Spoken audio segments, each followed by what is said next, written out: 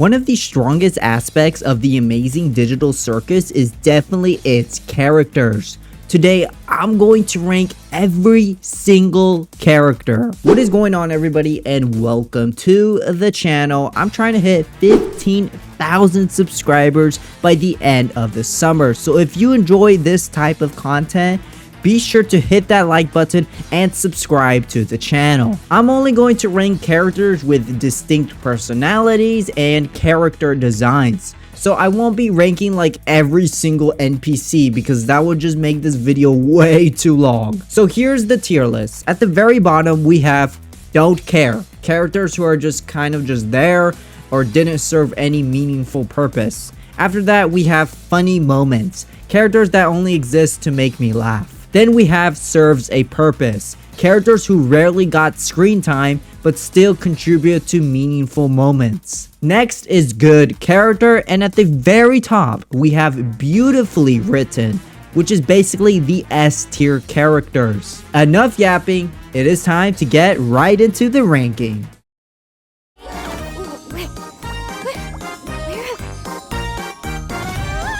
The main character, Pomni. Every experience she has in the digital circus is also the audience's first experience, which I really love the connection here. Learning about Kinger in episode 3 and learning about Jax's backstory in episode 9 are just a couple of examples. At the start of the show, she comes across as very pushy because she's dealing with an identity crisis. And I do not blame her. How do you stay calm when you suddenly have to adapt to this completely new lifestyle? However, by the end of the show, she accepts that reality and realizes she needs to make the most of her time with those around her. But that character arc doesn't just randomly happen. There is very clear progression throughout the series. In episode 2, she tries to comfort Gummy Goo, an NPC who has questions about his own existence, just like she does.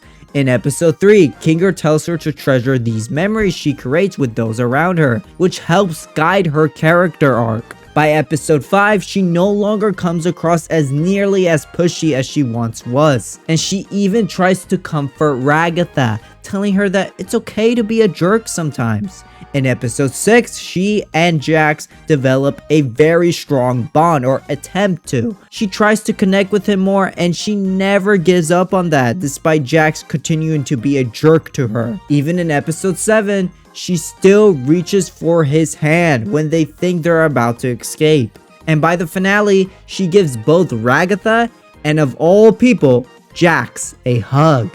She is a forgiving and understanding person despite Jax's personality. After experiencing Jax's backstory, instead of judging him, she understands him. Everything comes together beautifully with her character arc, especially after all the experiences she had to go through. At the very end of episode 9, she learns more about herself in the real world, and that her real name is Abigail. She says that Abigail is out there while Pomni is here. That is where she truly fulfills her character arc, embracing who she has become and making the best of it. She is beautifully written, in my opinion.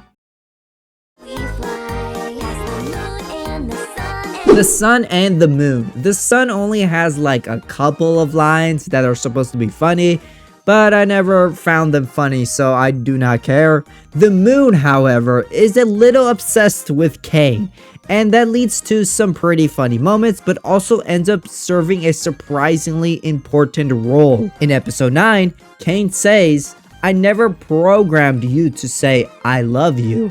And the Moon acknowledges that. That moment likely causes Caine to question his own abilities and whether AIs or NPCs can express emotions beyond what they were originally programmed to do, which ends up being a very important theme in the finale. So I'm going to put the Moon in serves a purpose. I know she rarely appears, but whenever she does, she either contributes something important to Caine's character or provides a good laugh.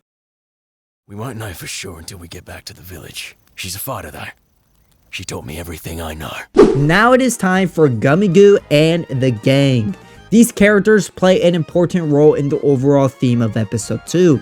They show how the NPCs are programmed to behave in certain ways without any real emotions or identities like the gang and the circus have. In a way, they're very similar to Caine, who also only does what he was programmed to do because he is an AI. But the difference is, he's an AI with lots and lots of power. But of course, Gummy Goo breaks that cycle.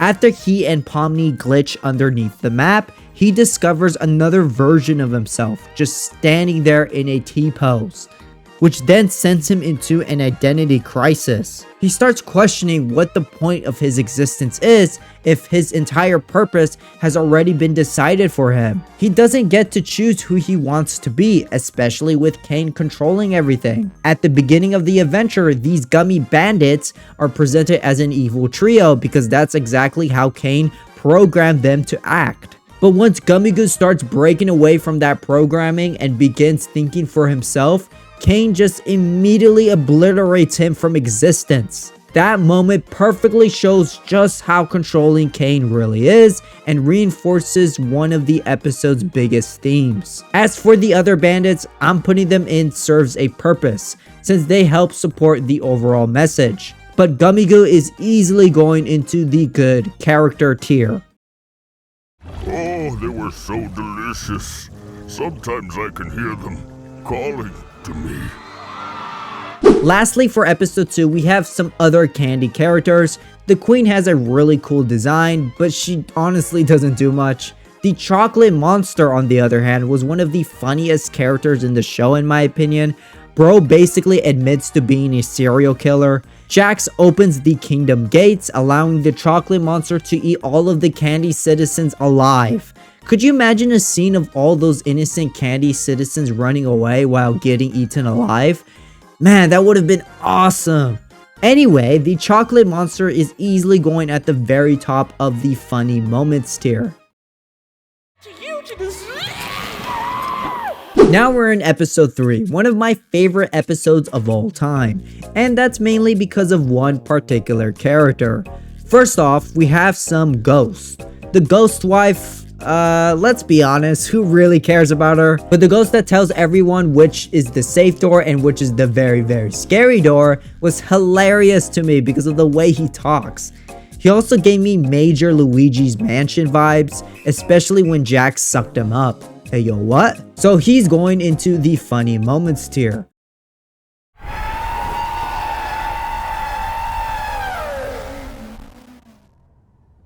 Next up, we have some of these creepy looking demons that act as obstacles during Pomni and Kinger's adventure. The dead looking guy honestly made me laugh out loud because after Pomni says, "Please don't eat me alive," he immediately responds that he won't come alive. That was so unexpected and genuinely funny. As for evil Pomni and the bodiless creature, they actually serve a purpose for Kinger's character. When one of the spirits enters Pomni's body, it asks, "How is your wife, Kinger?"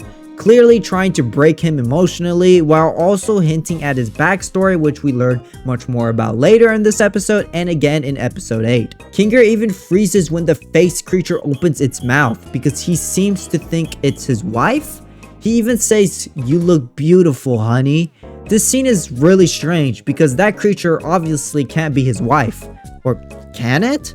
Maybe it's some kind of abstracted individual, which is why Kinger recognizes the symbols. Let me know in the comments what you think this scene actually means, because I am a little confused, I won't lie. But either way, these characters are important for this episode. I don't recall the exact string of events, but we both ended up in the fort together. And it was dark. Now it is time to talk about the GOAT, Kinger. The show basically fools the audience into thinking Kinger is just a crazy old character who can't control himself because he constantly forgets things. But once he's in the dark, he regains control of those memories, allowing him to become much wiser and act as a father figure. Not just to Pomni in episode 3, but even to Ragatha in episode 6. These moments are extremely important to the overall message of the series that we talked about earlier. Treasuring the time you have with the people around you. Kinger is basically the one who tells us the message in episode 3, but it's up to the rest of the cast to actually live by it. And by the finale, they finally do. I honestly don't think Kinger is crazy, because if he truly was, he probably would have abstracted by now. He's witnessed so many others abstracting, including his own wife, and yet he still manages to keep going. In this scene, you can even see that he's completely alone before Ragatha arrives, showing just how much loneliness he's had to endure. Like I said, he isn't actually crazy. In the light, he just comes across as goofy and lovable, not crazy. He treasures the memories he still has, while Jax does the complete opposite and uses isolation as a coping mechanism, which honestly makes Jax the crazy one in my opinion. We'll do a much deeper dive into Jax when we get to episode 9. Kinger also has skills in computer science and was one of the programmers behind the AI and the digital circus itself. That knowledge allows him to manipulate the code, which also led to him deleting Caine in episode 8. That episode makes him an even more important character than he already was. And honestly, could you imagine if Kinger and Jax had a genuine conversation? I feel like it could have lowered Jax's chances of abstracting. Overall, Kinger is just the mature and compassionate heart of the entire group. He helps move the story forward in a meaningful way, completes Pomni's character arc, and reinforces the central message of the entire show. Beautifully written. Leave that poor, pitiful creature alone. I'm gonna be honest, I do not care for any of these characters. I was debating whether to include them or not, but they do have unique character designs, which I really do like. But other than that, they're just kind of there. I never even found the Gloinks funny whatsoever, so yeah.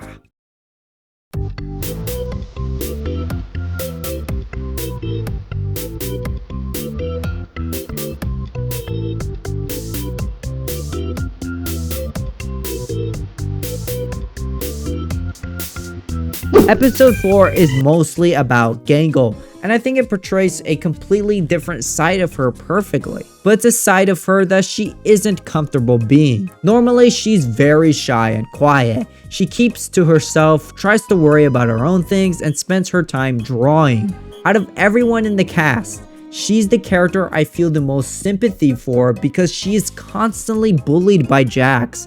He steps on her mask, she lives in fear of him, and he even harasses her by calling her sweet cheeks, like bro, chill out. She is basically treated like Jax's toy, and Zooble is one of the few characters who reminds her that she's still human. Gangle doesn't even cry at first when Jax abstracts, which conveys how bullying can enforce you to hate someone, and that it could be very unhealthy for you if you hold so much hate inside. Bullying leaves lasting scars, and Gangle's character represents that extremely well. I know she isn't as central to the story as Pomni or Jax, but I still think she's a fantastic character because she's someone a lot of people can relate to, especially introverts.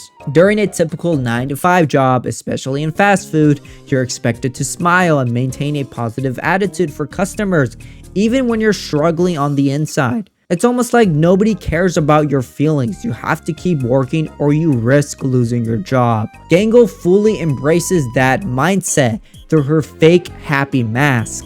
She even says, "Don't say you hate the customer," while the customer is still here, which perfectly captures the idea that workers are expected to bottle up their frustrations no matter how difficult the job becomes. Gangle's true passion is art, and her drawings reveal who she really is beneath that mask, and even in that one anime adventure. Her shy personality isn't a weakness, it's simply who she is. And I honestly think shy people are some of the most creative because they often have incredible imaginations and unique perspectives. Overall, I truly believe Gangle is beautifully written, especially at the end of episode 4 when she finally breaks free from that fake smile.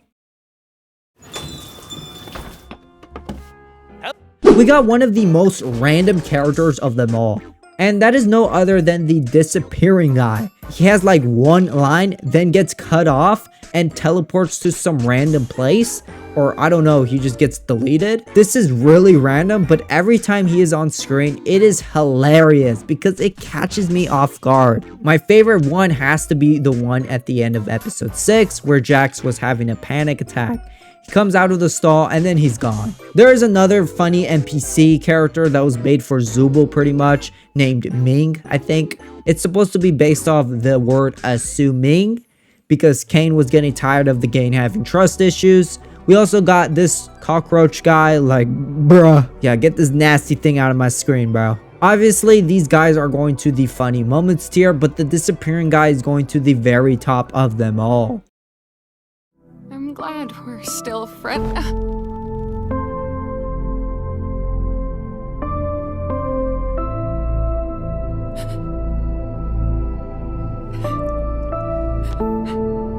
Ragatha. She's often seen as being too nice, or even as someone who's fake, especially from Jax's perspective.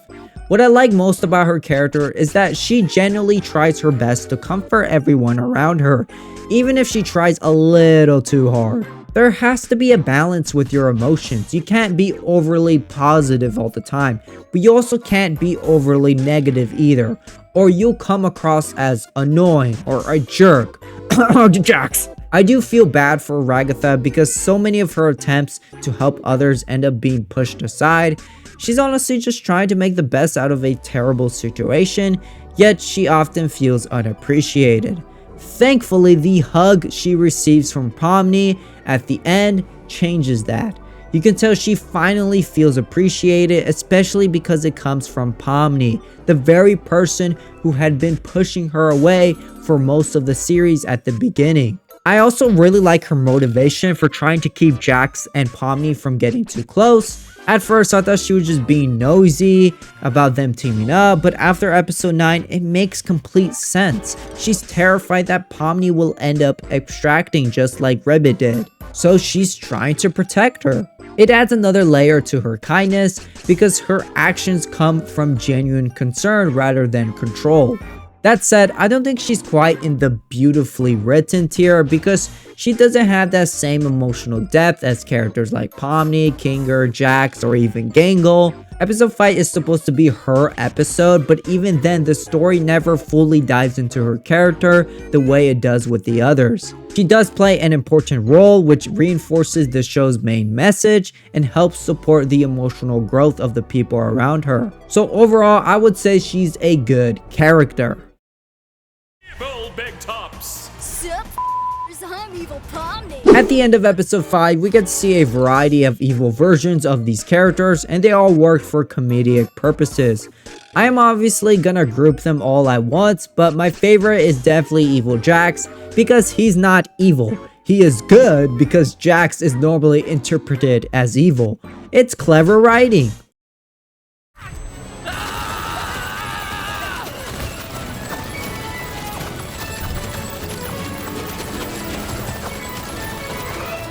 We are now in episode 6. Yeah, I know this episode is mainly about Jax, but I also think it has some great Zooble moments. Zooble has always been a bit of a weird one for me. At the start of the series, I honestly did not care about her much, since she didn't go on the candy or horror adventures. But as the show goes on, we learn why. She is just tired of them, and that's perfectly fine. She also hates her body and, well, Jax, because he's an absolute a-hole all the time. She might come off as grumpy or rude, but can you really blame her? When you actually try to get to know her, especially in the bar scene, she's surprisingly chill and even sympathetic toward Gangle. I also really like her dynamic with Gangle. She helps Gangle feel comfortable in a place where she herself doesn't even feel comfortable. And like I said, she tells Gangle that she isn't Jax's toy. She's human. Zooble is also... Zooble is also the only character with a real dynamic with Caine, which makes her pretty unique. Sure, it isn't explored like super deeply, but their interactions help set up important moments like the therapy session, showing how Caine is overly obsessed with these adventures and how Zooble refusing them slowly makes him more insecure. I don't think she's beautifully written, however, like some of the top tier characters, and she has similar issues to Ragatha in that she doesn't get a strong central focus. Zooble also doesn't get as much screen time as I would have liked, but she still plays an important role in the story. So overall, she goes into the very top of the good character tier. Hey there, if you want to find my sunken treasure chest, you'll have to try better than that. Another goofy set of characters. Look at these designs and the way they are animated, it's so goofy. Not gonna lie though, this show probably has too many goofy characters. I obviously thought it was funny, but barely, because at this point of the show, I am getting a little overwhelmed by these scenes because they are starting to feel way too random. So I'll put them at the very bottom of the funny tier. My name is Abel.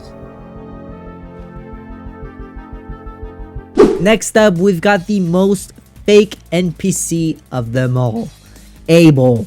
The entirety of episode 7 is basically one of Caine's twisted adventures, where he manipulates the characters into believing they might actually be able to escape. Abel is used as the main tool to set that illusion. I'll admit, the first time I watched it, I kind of fell for it too, because the way he speaks and the lore he presents sounds surprisingly believable and well put together.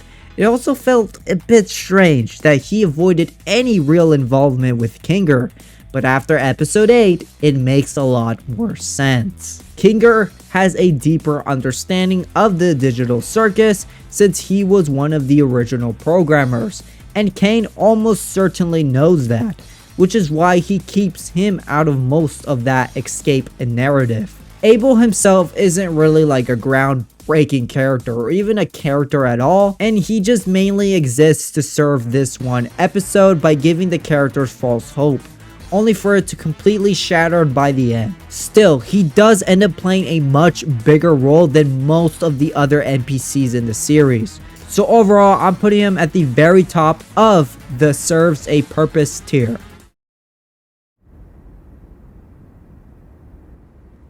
Another chess piece, huh? How are you holding up? We got a very small glimpse of this group of characters. They were the original gang before Ragatha, Jax, Zooble, etc. Scratch is actually pretty important to the plot. Even though he has no dialogue or doesn't really do much, he holds the title of the first abstraction, and that alone is very significant, since abstraction is one of the main, if not the main, plot points of the show. The first ever abstraction has major historical importance to the circus, so he goes into the has a purpose tier. The same can be said for Kinger's wife. You can tell she and Kinger were very close, and they truly cherished the time they had together. Even though she abstracted, that event ultimately shaped Kinger into a wiser character, allowing him to guide others in the circus and encourage them to value their memories. She is extremely important to Kinger's character overall, so she ranks much higher than Scratch. As for the other members in the background, they don't really do anything, so I don't care. You really were the lesser of the two. You ruined this. The main antagonist of the franchise, Caine. At first, I didn't think much of Caine because I just saw him as a goofy NPC or AI running simple adventures, but there's actually a lot more depth to him than I expected. That starts to become clear in episode 3 during Zooble's therapy session, which we've already talked about.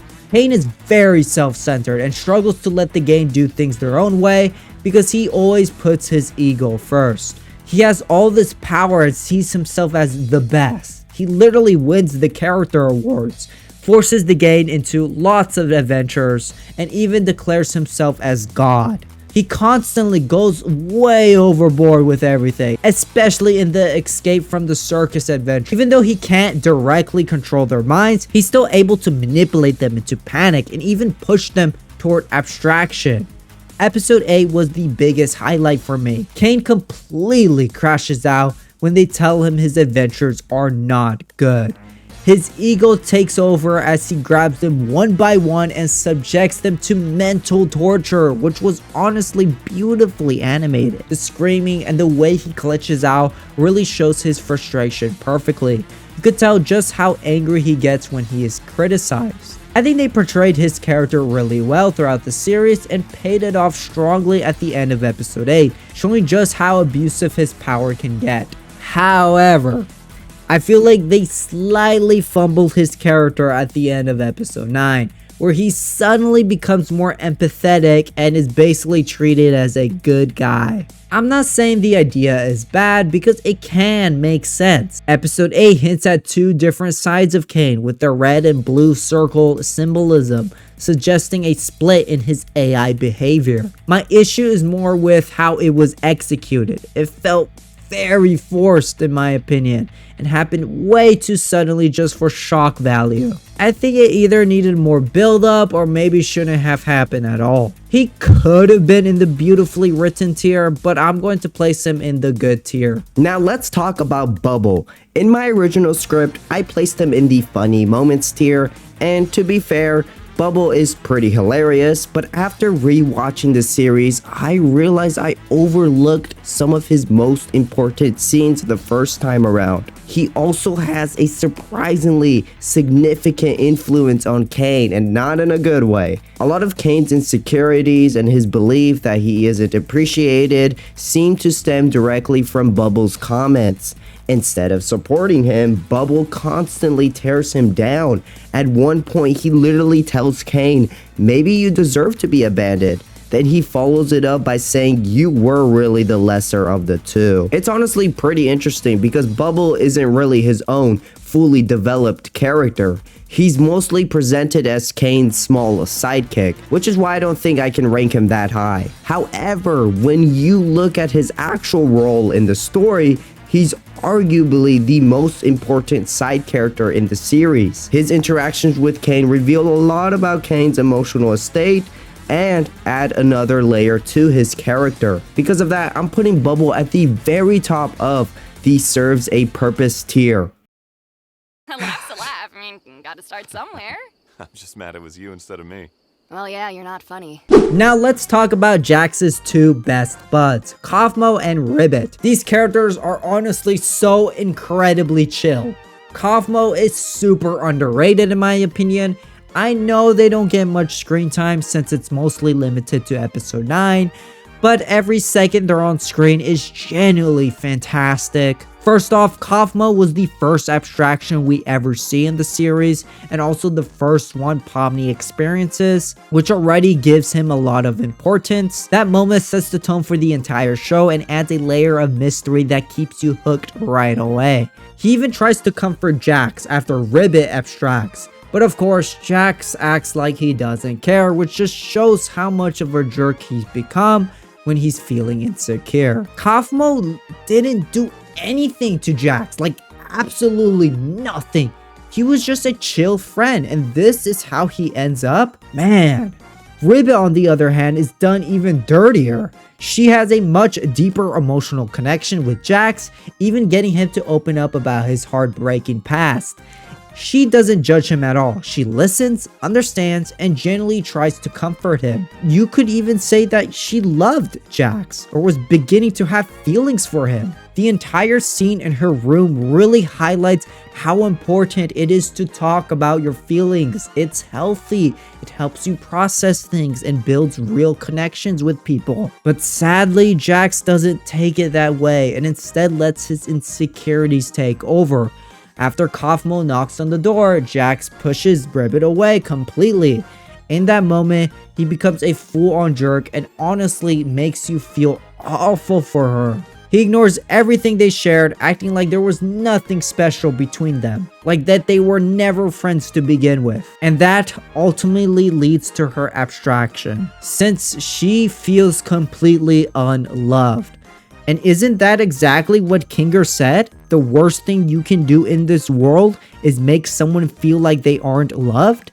that's literally what Jax did. These characters are pretty darn good, and this may be controversial, but I honestly liked Ribbit more than Zooble and Ragatha.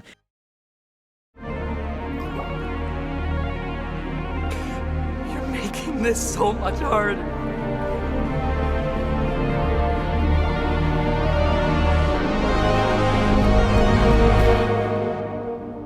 I brought up Jax so many times in this video and how much of a jerk he is to other people. But even then, I absolutely love his character. And when I say that, I'm not excusing him for being a bully or someone who constantly brings others down. I just really like how he's written to show why someone may act like this. You should never forgive someone who treats you like garbage. Like, never. Jax reminds me of those miserable, insufferable people you see online, especially on Twitter, where they rage bait, force their opinions as the correct ones, and insult others just to get a reaction. Jax says a lot of hurtful things, and that usually comes from a place of unhappiness. Jax bottles up all his insecurities and emotions because he's afraid of opening up or getting attached to someone. We know he cared about Ribbit but refused to show it. And we know he was starting to care about Pomni when they began developing a bond in episode 6. But again, he pushes her away with harsh comments instead. When Pomni asks, "What would you do if I abstracted tomorrow?" Jax replies, "I'd move on and probably forget about you." Even though deep down you can tell he doesn't want to say that. He hides behind this fake personality instead of being honest, and that ultimately breaks him from the inside. He did this to himself.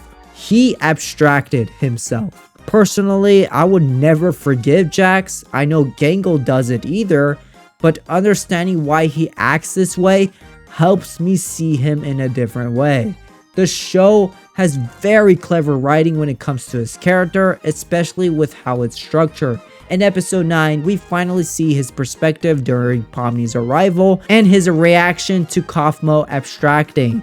We don't fully see those emotions in episode 1 because he runs off, but everything comes together in episode 9, and it really conveys the message in a satisfying way. I strongly believe people don't just become bullies naturally.